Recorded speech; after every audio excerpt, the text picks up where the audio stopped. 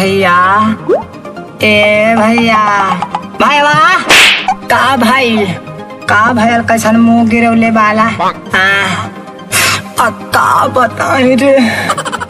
Lockdown में बहुत मुसीबत बा, धंधा पानी बंद बा, और तोरा भौजी से मिलल बंद बा, और कुछ समझ में ना आवत का करी रे। अच्छा ई बात बा, हमारा लगे एगो काम बा, बताई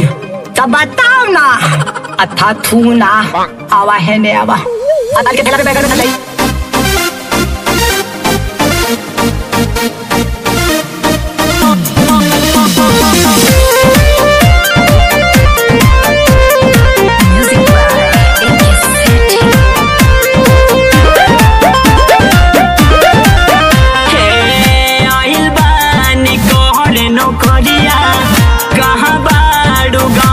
छोकरिया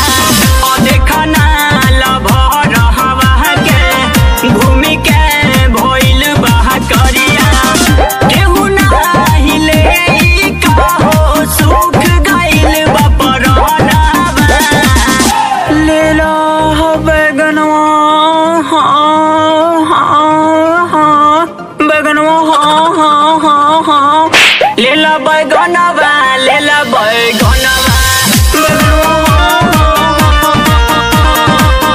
लो बैगनवा के मोर जौनावा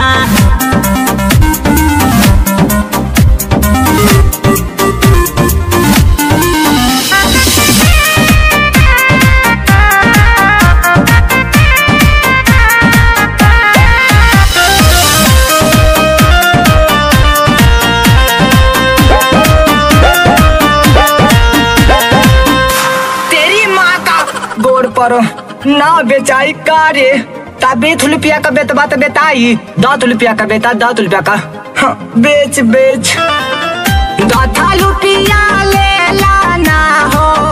10 रुपया ले लाना, 10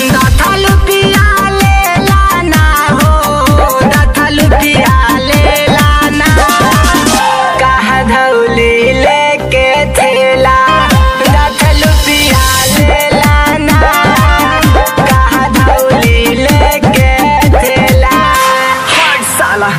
ऐसा जुगाड़ बताऊला ना तो बैगनवा बिकता और ना तो मोला भरवा दिखता।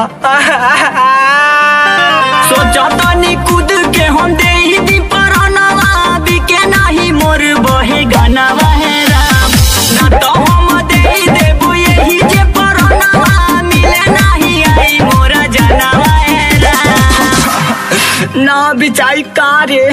फाड़ दे चढ़िया उड़िया, हाँ भैया फाड़ा फाड़ा, अब जाती दिन दहाड़े मिल के आई, काहे तू दांत वाला मिले हो,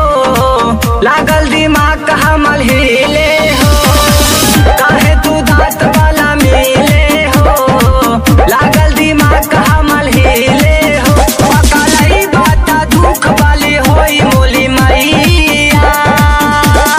जाके माता भैया